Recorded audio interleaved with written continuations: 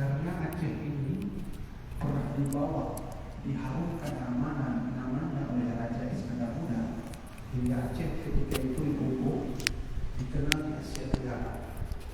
Sampai Cina mempelajari undang-undang kerajaan Aceh Darussalam yang dipimpin, yang dimuat oleh Raja kita Iskandar Muda, sehingga Jawa pada masa itu mengutus salah seorang murid untuk belajar ke Aceh pada masa Samudra Pasai, yang hingga nanti Jawa banyak Islam karena berkat salah seorang anak muda bernama Syekh Malik Ibrahim yang belajar ke Aceh. Nah, saya ingin katakan bahwa dalam struktur kerajaan Aceh Darussalam yang disepakati oleh para alim ulama ketika itu oleh Raja Iskandar Muda kita, bahwa Aceh wajib berakidah Ahlus Sunnah wal Jamaah, bukan Khawarij, Syiah tidak boleh masuk ke sini, dan juga akidah-akidah yang lainnya. Jadi ibu-ibu nanti bisa masuk ke Pustaka Ali Hashimi yang ada di depan sana ya. Nah, masuk di situ ada manuskrip tua yang umurnya sudah 900 tahun. Karena umur kota Banda Aceh sudah 950 sekian, 900 sekian tahun lah. Nah, jadi umur manuskrip sudah sangat tua. Di situ tertulis fatwa-fatwa Iskandar Muda tentang akidah Ahlussunnah wal Jamaah. Nah, saya ingin katakan apa yang menyebabkan Iskandar Muda harus mewajibkan seluruh rakyat Aceh dalam akidah Ahlussunnah wal Jamaah. Karena akidah inilah yang akidah yang selamat. Nah, kita nanti akan memberi contoh. Ada sebahagian kita di Aceh yang jelas mereka menganggap dirinya ateis, yang sesungguhnya mereka punya cara untuk membuat orang-orang Islam itu menjadi kafir kembali. Nah, kita tak membahas lagi ateis itu apa artinya. Saya berikan contoh saja. Kewajiban bagi kita untuk bisa menjawab. Jika tidak bisa, maka hukumnya berdosa. Jika diam tak bisa menjawab, juga hukumnya berdosa. Jika kita menjawab tapi salah, juga hukumnya berdosa. Nah, hati-hati. Bab akidah ini, bab hati, bab iman, salah sedikit dosa. Kalau matematika ditanya oleh guru 1 tambah 1 5, nggak dosa ya. Ada berdosa kalau 1 tambah 1 5? Nggak. Paling salah konten saja, salah nol. Tapi tidak berdosa. Ibu-ibu sekalian, kita tahu bahwa di akhir zaman ini sudah menjadi sunnatullah, Allah akan mengirimkan orang-orang bodoh untuk mengacau akidah kita, yang memang kita tahu di Indonesia kita ini juga para alim ulama sudah banyak berangkat menuju kepada Allah. Nah, ada satu pertanyaan, seorang mahasiswa datang kepada saya bertanya. Mahasiswa itu bertanya, "Tengku, saya ingin bertanya satu hal, tolong dijawab." Pertanyaannya, bisa nggak Allah itu menciptakan sesuatu yang besar, sedangkan Allah tidak bisa mengangkatnya? Ya, saya ulangi lagi pertanyaannya, bisa tidak Allah menciptakan yang besar, tapi Allah tidak bisa mengangkatnya? Nah, kita dihadapkan oleh dua jawaban, bisa atau tidak. Oke, anggap kita jawab bisa. Kalau kita jawab bisa, maka sungguh Allah bisa menciptakan yang besar, tapi ada yang besar tidak bisa diangkat oleh Allah. Berarti Allah itu lemah. Kalau kita jawab tidak bisa, maka sungguh juga kita berkata Allah tidak bisa menciptakan yang besar. Maka jawabannya juga salah. Benar salah, salah pun salah. Nah, pertanyaan ini adalah bentuk daripada serangan dari orang-orang ateis yang tak percaya kepada siapapun Tuhan. Nah, ini PR bagi kita semua. Nah, sekarang saya kembalikan ke ibu-ibu. Nah, ini saya ingin berikan gambaran seberapa pentingkah kita belajar tauhid. Di antara ilmu yang paling besar, akbarul ilmi, yang paling besar itu adalah ilmu tauhid. Mengapa? Karena kita belajar langsung tentang Allah Subhanahu wa taala.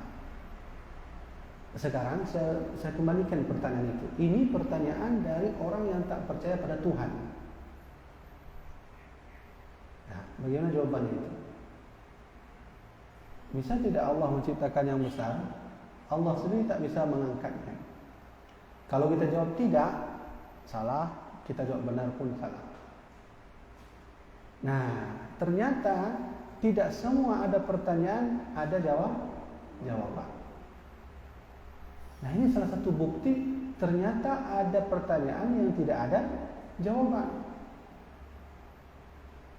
Ya kan? Mungkin ibu-ibu pernah dengar dulu kita ada dulu masuk itu Quran Serambi saat saya kuliah dulu di Usuluddin bidang tafsir hadis. Ada sekelompok mahasiswa yang terindikasi syahadatnya itu bukan lagi asyhadu an la ilaha illallah wa anna muhammadar rasulullah, tapi asyhadu an la ilaha illallah wa anna Ibrahim rasulullah. Nabinya memang Nabi Ibrahim, tapi sah nggak bersyahadat selain daripada Nabi Muhammad? Sehingga dalam Quran itu diberitakan kelompok mahasiswa ini ditaubatkan kembali oleh imam yang ada di Masjid Raya. Nah, ini polemik inilah yang akan terjadi terus nanti di depan kita semua. Bahkan ada juga suatu ajaran yang mereka nggak usah lagi sholat, yang penting udah ingat Allah udah cukup. Yang penting niat. Nah, kalau udah niat nggak sholat pun tak apa. Nah, itu sudah ada juga gitu. Nah ini menjadi tantangan kita. Oleh karena itu dari NPU sendiri sudah mengeluarkan fatwa, juga dari Iskandar Muda, raja kita semua, seorang alim ulama, dalam manuskrip, judul manuskripnya Qanun Muqta'alah. Nanti ibu-ibu bisa datang ke tempat Haji Hashimi, masuk coba cari manuskrip Muqta'alah. Kalau tak salah saya, waktu saya baca itu halaman 30 ke atas. Itu jelas fatwa Iskandar Muda di Aceh wajib Ahlussunnah wal Jamaah. Nah, oleh karena itu dalam catatan-catatan sejarah mengantisipasi ajaran seperti itu yang saya katakan tadi, ateis, itu sudah terjadi pada beberapa tahun yang lalu sebelum kita hidup, sebelum ulama kita hidup. Pernah nggak ibu-ibu dengar sejarah Imam Ahmad bin Imam Hanafi bertemu dengan seseorang, dia berkata begini, saya ingin bertanya siapapun orang Islam coba jawab. Di detik ini jam berapa sekarang? Jam 5:30 saya bilang. Di jam 5:27 Allah itu sedang apa? Kita mau jawab gimana? Allah sedang apa? Ya, ini pertanyaan ini sudah ada dulu pada masa Imam Hanafi. Lalu Imam Hanafi, beliau tidak menjawab pertanyaan itu. Beliau naik ke atas panggung, dia minta sama raja, biarkan saya naik ke atas, saya mau jawab pertanyaan ateis. Dia naik di atas meja, di atas panggung raja, semua raja turun, menteri, gubernur semua di bawah. Imam Hanafi meminta air. Minta air saya sedikit dan kirimkan saya tukang urutkan saya sebentar saja agar saya bisa jawab jawaban ateis. Nah, ibu-ibu sekalian, pertanyaan yang seperti ini tak ada jawabannya. Imam Hanafi dia katakan ketika dia sudah diurut oleh ajudan raja di bawah panggung, menteri, gubernur dan seluruhnya di bawah panggung, disitulah Imam Hanafi menjawab, kalian tahu nggak Allah sedang apa sekarang? Allah sedang naikkan saya di atas kalian semua, tepat di atas panggung raja itu. Nah, jadi kalau ini tidak jalan, maka sungguh kita tak bisa menghadapi hantaman ateis. Ibu-ibu sekalian, mengapa tema ini saya arahkan terlebih dahulu di sore yang berbahagia ini? Karena dari catatan MUI sendiri, Majelis Ulama Indonesia, di Indonesia kita sudah banyak sekali ajaran yang tidak jelas. Yang mengaku nabi saja sudah 200 orang. Ya, kita sepakat tidak ada nabi setelah Nabi Muhammad selesai, sepakat, tak ada nabi lain. Tapi entah kenapa di Indonesia yang mayoritas muslim yang mengaku nabi sudah jumlahnya 200 orang lebih. Nah, ibu sekalian, ini adalah contoh kecil bahwa kita perlu belajar tauhid. Nah, untuk belajar tauhid kita ambillah dari metode-metode ulama kita Ahlus Sunnah wal Jamaah, seperti mana yang telah disepakati oleh Al-Imam Al-Adil Ismail Iskandar Muda. Kalau saya setiap Sabtu saya mengajar kitab manuskrip Aceh. Seluruh manuskrip Aceh itu kitab-kitab tua ulama terdahulu yang hidupnya tahun 17 sekian, 16 sekian, Sabtu saya mengajar itu. Di situ saya baca semua. Salah satunya saya mengajar kitab Mir'atul Tulab karya Syekh Abu Rauf As-Sinkili, salah seorang ulama Asia Tenggara pertama yang menulis kitab tafsir Al-Quran. Alhamdulillah, perlu berbangga hati kita sebagai orang Aceh. Ternyata ulama Aceh Syekh Kuala dikenal sebagai ulama pertama kali penulis atau penafsir Al-Quran pertama di Asia Tenggara. Kalau di Arab mungkin sudah banyak, ya. Nah, di Arab sudah ada Imam Al-Qurtubi, ya, ada seterusnya. Siapa nama asli Syekh Kuala? Syekh Abu Rauf As-Sinkili. Nah, dulu salah seorang ulama bernama Syekh Malik Ibrahim yang dari Jawa, berkat beliaulah nanti hadirlah ulama-ulama Wali Songo, kan? Pernah dengar Wali Songo? Nah, Wali Songo inilah yang menyebarkan Islam di daerah Jawa. Alhamdulillah berkat ada mereka, hari ini Jawa mayoritas Islam. Kalau tidak ada mereka ini, 9 wali ini, sungguh Jawa itu masih menyembah patung. Nah, yang memfaktori pertama kali penyebaran Islam ini adalah Syekh Malik Ibrahim yang belajar di Aceh pada masa kerajaan Samudra Pasai. Nah, begitu ya. Nah, jadi mari kita fokus pada tema kita tauhid. Nah, karena kita mengikut fatwa Iskandar Muda dalam Qanun Alam bertauhid dan akidah Ahlussunnah wal Jamaah, maka kita pakai sistem belajar tentang Allah dengan sifat 20. Wujud, qidam, baqa, mukhalafatul hawadis. Nanti saya jelaskan dalil-dalilnya. Wujud apa dalil Qur'annya, apa dalil hadisnya. Qidam apa dalil Qur'annya, apa dalil hadisnya. Saya jelaskan. Nah, kenapa harus kita pakai cara ini? Ada satu kitab bernama Kitab Nurul Zulam, karya daripada Syekh Imam Zarquni, kalau tak salah saya. Ada salah seorang imam ulama bernama Syekh Imam Al-Marzuki. Beliau itu salah seorang ulama yang dikenal pada masanya. Suatu malam beliau bermimpi dengan Rasulullah, 2 kali bermimpi Nabi. Dalam mimpi itu, Imam Al-Marzuki mendatangi suatu kelompok, yang kelompok itu ada Nabi, dihadiri oleh sahabat. Seperti mana dulu itu Nabi itu kalau buat kajian berhalaqah, punya kelompok, ya, keliling, Nabi di tengah. Tiba-tiba datang Al-Marzuki.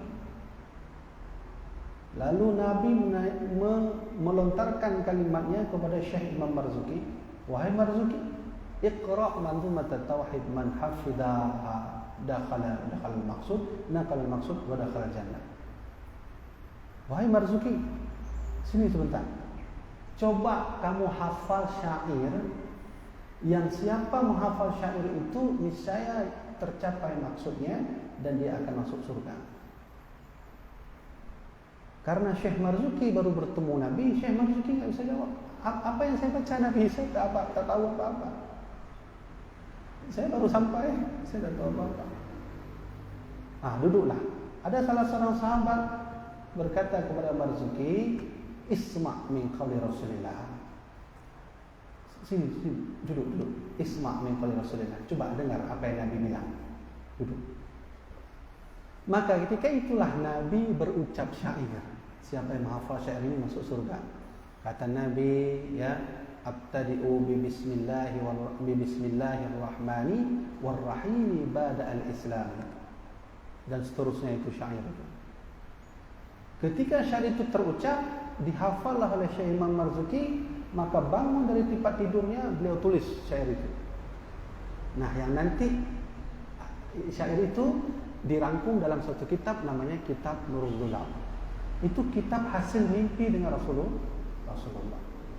Bermimpi dengan Rasulullah itu mukjizat paling terbesar yang masih tersisa. Kata Nabi Muhammad, ada satu mukjizatku selain Al-Quran yang masih kalian bisa rasakan. Namanya mubasyirat. Sahabat bertanya, ma huwa al-mubasyirat ya Rasulullah? Mubasyirat itu apa? Nabi itu tidak tahu.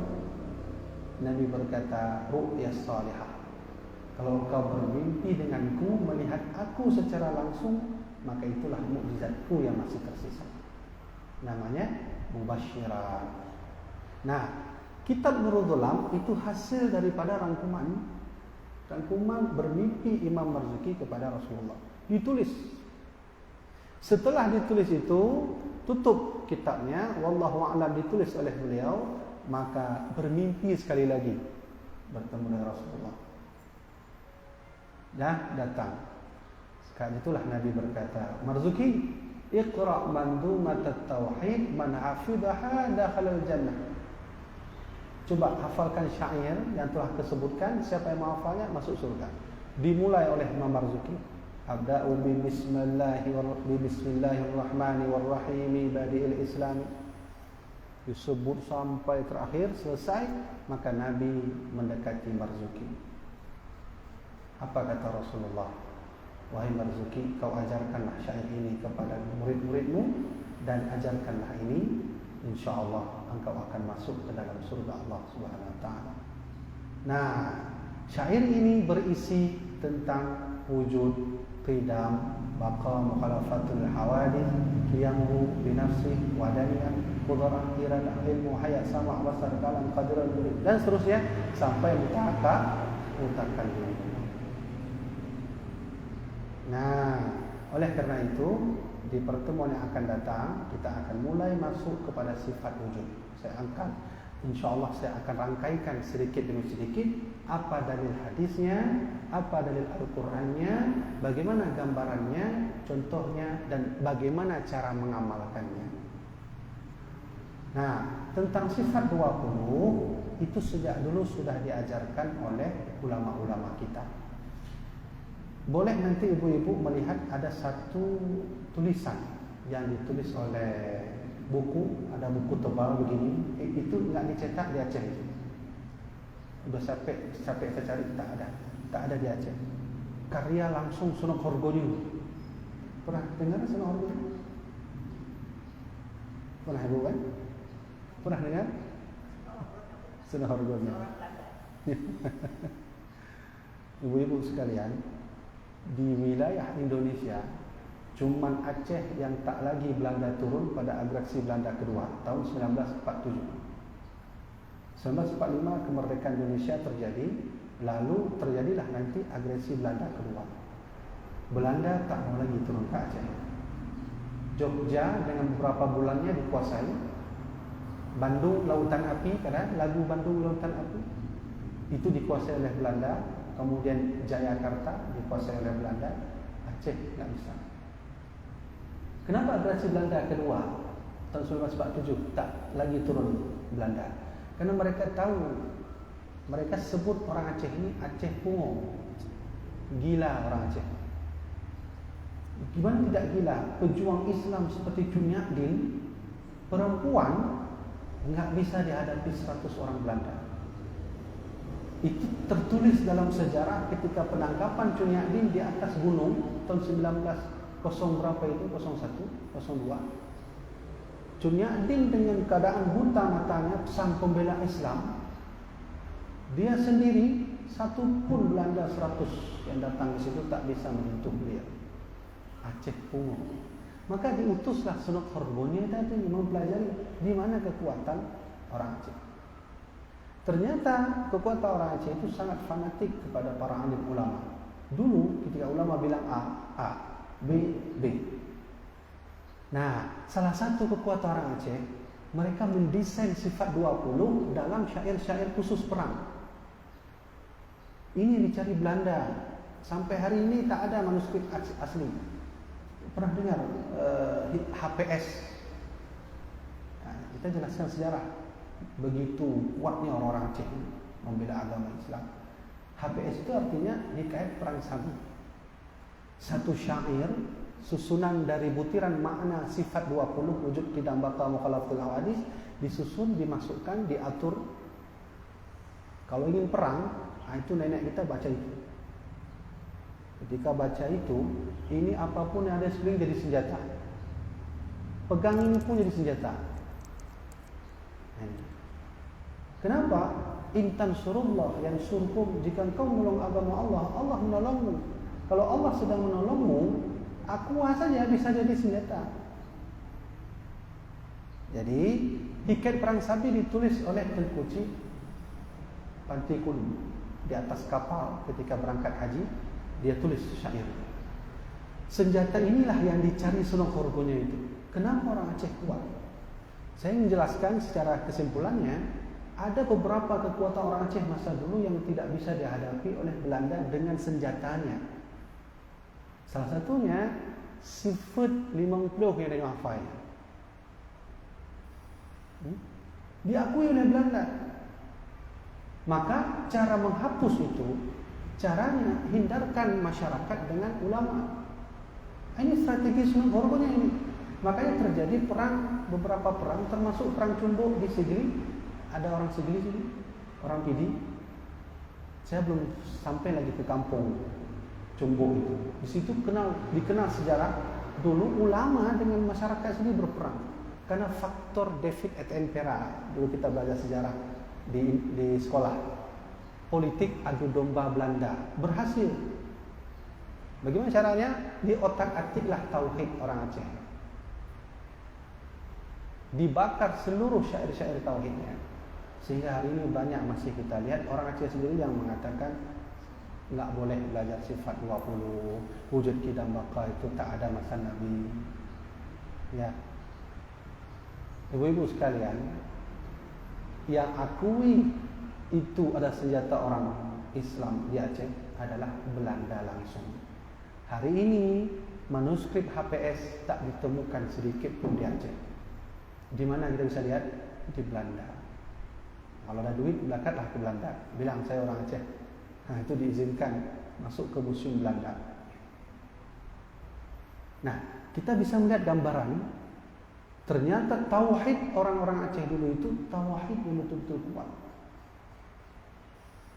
Ya. Kenapa? Karena mereka ketika sudah menghubungkan, mengkonekkan hati dengan Allah, itu semua jadi senjata. Ini jadi senjata. Ini mic, andai dulu ada, jadi senjata. Ya. Nah, maka oleh karena itu, disinilah pentingnya kembali kita belajar nanti sifat 20.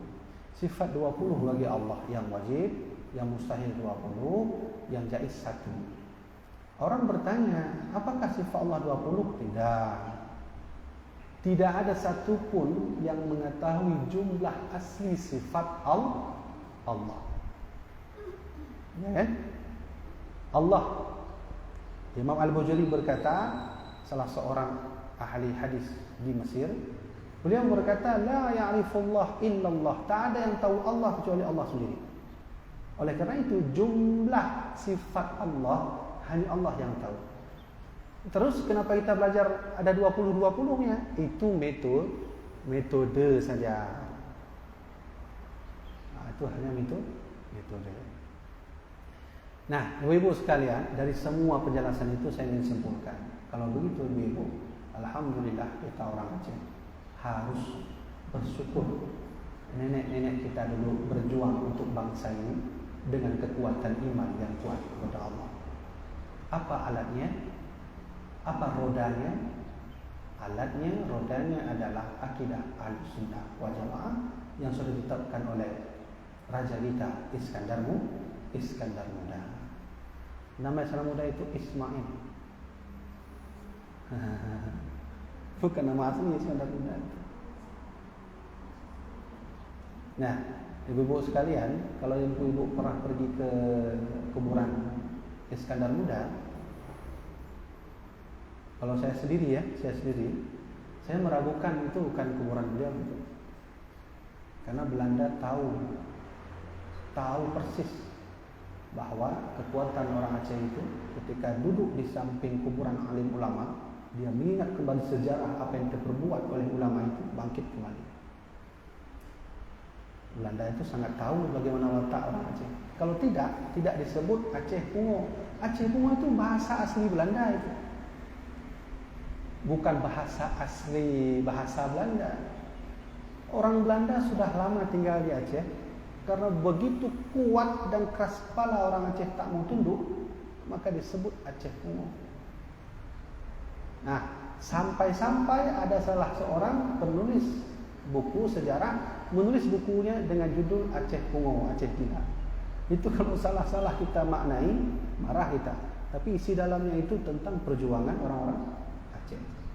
Salah satunya yang saya baca dari buku itu, orang Aceh dulu warung kopi itu jadi diskusi untuk menyerang. Artinya tempat musyawarah harus kemana kita berperang. Allah sekarang nggak lagi. Sekarang udah asik main game aja. Habis waktu situ sholat enggak, semua enggak. Orang dulu ibu-ibu sekalian itu warung kopi menjadi markas untuk menyusun strategi perang. Itu warung kopi. Kalau masjid, lebih daripada itu lagi. Bukan hanya untuk beribadah kepada Allah, juga untuk mencarger iman agar kembali kuat kepada Allah. Maka saya teringat kalimat terakhir Tengku Umar. Gimana Tengku Umar bilang sebelum dia ditembak Belanda di Labung? Apa saya lupa itu. Simple gini. Andai besok saya hidup, kebaikan. Andai besok saya hidup, kita duduk di warung kopi. Ya. Pernah pergi Tengku Umar. Tengku Umar itu salah satu target Belanda untuk mengambil kepalanya untuk diabadikan di Belanda. Tapi gagal. Kenapa? Karena oleh ajudan Tengku Umar dibuat 7 kuburannya. Padahal Tengku Umar itu kuburan, di sini 1 dibuat, situ 1. Syekh Abdul Rauf As-Sinkili kuburannya 2, Hamzah Fansuri kuburannya 2. Wallahu alam, yang mana benar kita tak tahu, tapi begitulah strategi nenek kita dulu, agar jenazah atau mayat yang ada dalam itu tidak diambil oleh Belanda. Cuma 1 yang bisa diasingkan dan sukses, yaitu Cunyak ini. Nah, sekarang mau kemana? Ibu-ibu harus cemburu dengan Cunyak ini. Kenapa? Seorang tokoh perempuan punya anak 1 namanya Cut Gambak, dekat dengan Allah, berperang melawan 100 Belanda, hanya 1 orang. Apa rahasianya? Kan begitu? Apa rahasia seorang perempuan seperti beliau itu? Kuat, tegar, tegas, dan dekat dengan Allah. Rahasianya adalah mereka semua sejak kecil diajarkan ilmu tauhid. Dalam catatan Sunnah Korbonya beliau menulis, dulu nenek-nenek kita belajar wujud, qidam, baqa, mukhalafatul hawadis. Saya punya buku itu, kalau ibu-ibu mau nanti boleh copy. Nanti bacain. Itu catatan surah Orgonin. Ada orang Aceh itu. Nah, salah satu kekuatan orang Aceh adalah silaturahminya kuat. Maka dibuatlah nanti dengan istilah Maulidur Rasulullah. Membuat maulid besar-besaran, duduk bersama-sama, musyawarah membahas perang, strategi, dan melambangkan persatuan dalam hal itu. Nah, makanya ada salah seorang imam bernama Syekh Imam Zarhuni. dalam mimpinya beliau bertemu Rasulullah SAW. Nabi, saya ingin bertanya Nabi, hari ini banyak sekali orang berpolemik terhadap Maulid Rasulullah. Ada yang bilang tidak, ada yang bilang boleh. Hari ini saya kebetulan bermimpi denganmu ya Rasulullah. Saya ingin bertanya, apa itu Maulid? Bagaimana kami mengadakan Maulid? Maka Nabi menjawab, boleh hukumnya. Dengan syarat apabila mereka mencintaiku, merindukan aku dalam mengerjakan Maulid, menjalankan syariat. Karena ada juga Maulid yang syariatnya itu terlepas, ya, longgar. Maka kata Nabi, aku senang kepada umatku itu, aku merindukan dia. Ya, keajaiban Maulid Rasulullah itu kisah fakta yang terjadi. Ada satu lagi kisah fakta yang di Turki itu ada 2 orang perempuan, ibu dan anak, orang kafir. Dia sedang traveling ke Turki, melihat orang Turki sedang merayakan Maulid. Dia ambil senjata untuk dia tembak ke atas, tanda senang mereka merayakan Maulid. Itu kisah fakta itu. Ada di Google kisah itu. Ya. Saya punya teman di Turki. Beliau belajar di Turki. Sehingga alhasil ceritanya, entah bagaimana senjata itu salah ditembak. Terkenalah tembakan ke salah seorang anak orang kafir tadi. Ibu itu marah karena sudah diagnosa oleh dokter tak lama lagi anak itu akan mati karena mengeluarkan darah. Ibu itu marah, apa katanya? Muhammad, di mana engkau? Tanggung jawab Muhammad. Tanggung jawab, anakku mau mati Muhammad. Kalau engkau benar Muhammad, datanglah ke tempatku. Nah, ibu sekalian, ternyata Rasulullah datang ke tempat anak tadi dan melihat anak itu mengusap wajahnya, lalu sembuh. Anak itu pun masuk Islam. Nah, itu kisah itu ditutupi oleh media. Nah, nanti ada teman saya di Turki, kalau mau ngobrol-ngobrol sama dia,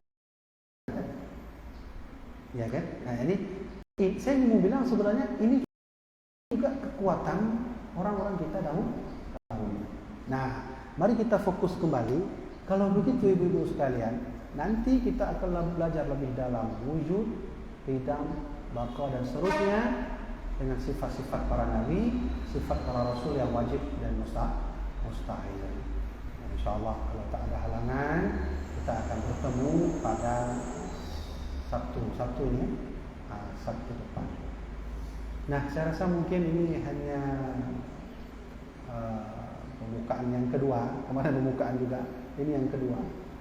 Mudah-mudahan bermanfaat bagi saya sendiri, bermanfaat bagi jamaah rahmatin Allah Subhanahu wa taala. Baik, kami hari ini ada pengajian juga sebentar lagi. Ini mungkin ada yang mau bertanya, mungkin kita ada waktu sekitar 15 menit. Ana, nak tanya. Ini nak awak pilih ya? Nak awak pilih.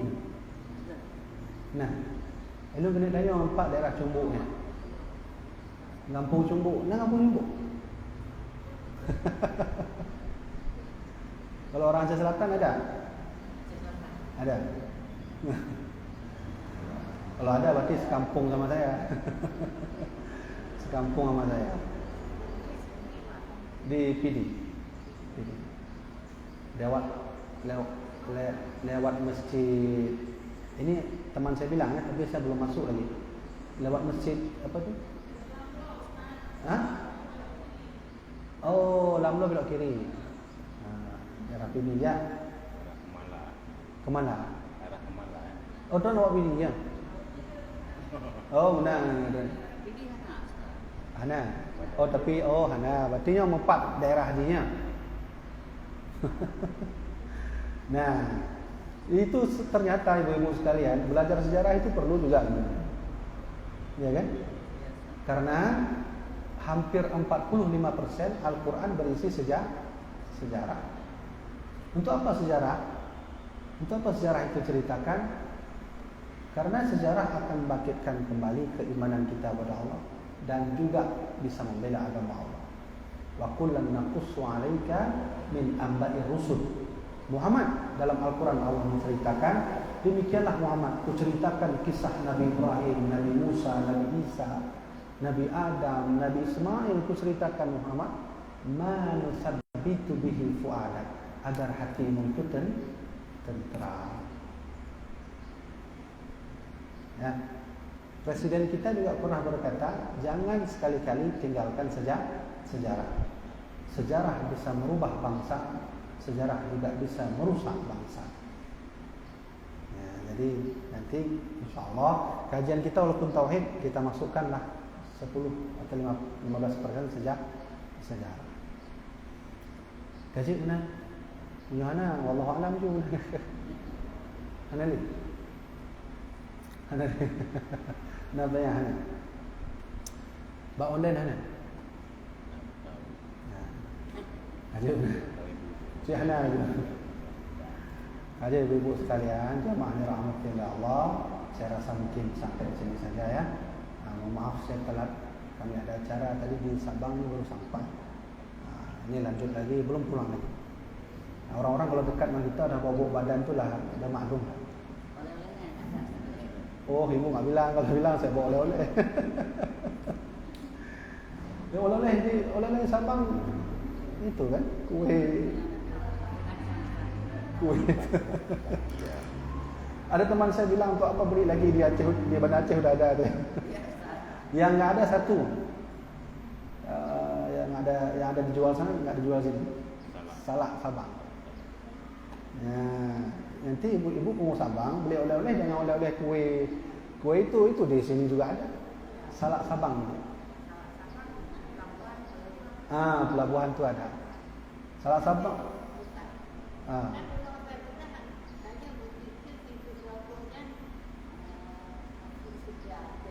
Ya.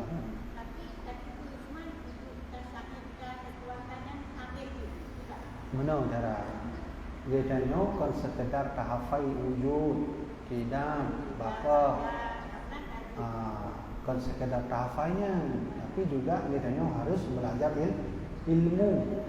Contoh, gedanya kabih mufhum wujud. Wujud artinya ada. Dalilnya? Ya.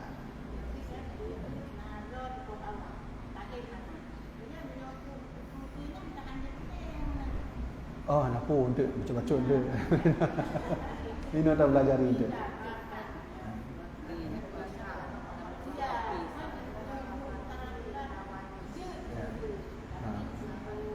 Anak pun baca-baca untuk kita nyawa akan tak merokok, ya. Mana cara dia untuk mengenal pentulis? Alhamdulillah belum tulis. Ini anak pun kita akan belajar misalnya wujud artinya ada, lawannya adam, tiada, dalilnya apa, artinya apa, maknanya apa. Kalau itu semua bisa kita kuasai, insya-Allah saat kita meninggal nanti iman kita bisa menunjukkan kepada Allah bahwa kita mati dalam keadaan beriman. Menambah, berarti baca-bacalah belajarannya kan. Mudah-mudahan sehat, doa sehat, doa sehat.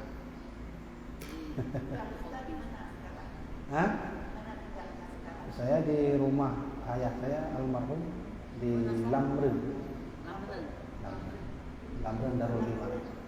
Darul Imarah. Nanti sampai Darul Imarah itu Lamren atau Bayu, ya, Bayu, kampung Bayu. Tanyaan saja rumah almarhum Abuya Muhibbuddin. Saya anak beliau, Abuya Muhibbuddin, anak dari Abuya Syekh Muhammad Wali Al-Khalidi. Syekh Muhammad Wali dia adalah keturunan dari Syekh Muhammad Salim dari Padang. Syekh Muhammad Salim keturunan dari Syekh Malim Palito dari Padang. Syekh Malim Palito keturunan dari Nan Kunyang.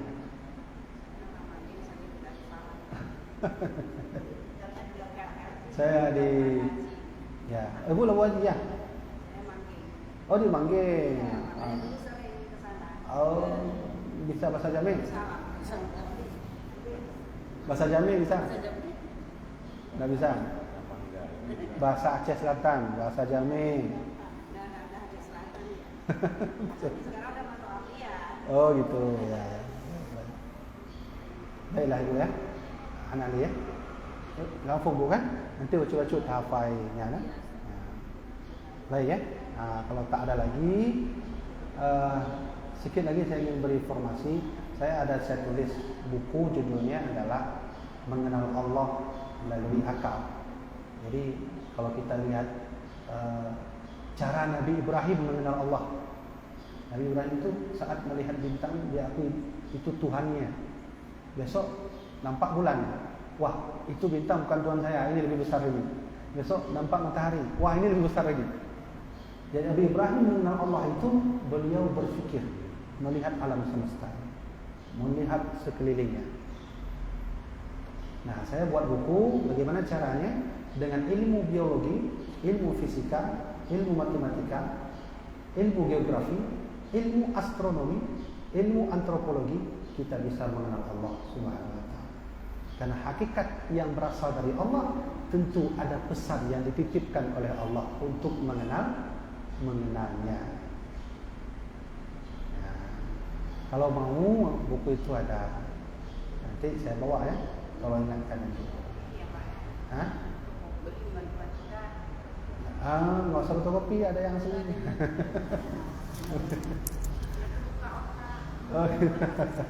Nggak apa-apa, nanti saya bawa aja.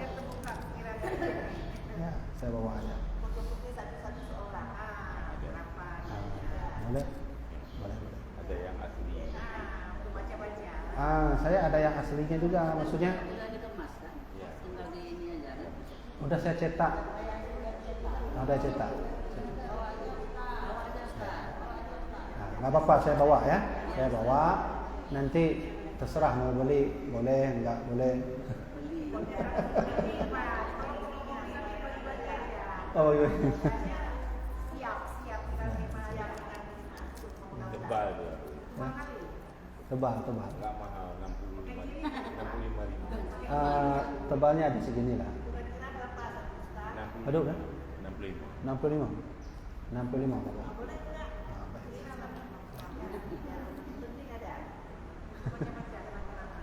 Ya, insyaallah. Baiklah Ibu ya. Ya, saya mohon izin. Mudah-mudahan bermanfaat bagi saya sendiri dan bermanfaat kajian ini bagi jamaah dirahmati Allah Subhanahu wa taala. Baik, sampai sini saja. Wallahu a'lam bishawab. Jumpa lagi ya. Nah, jumpa lah mana? Dalam sebelum lebaran. Nggak apa-apa. Nanti kalau jumpa, kalau nggak jumpa. Ya. Baik Bu ya, sebentar ini. Sebentar.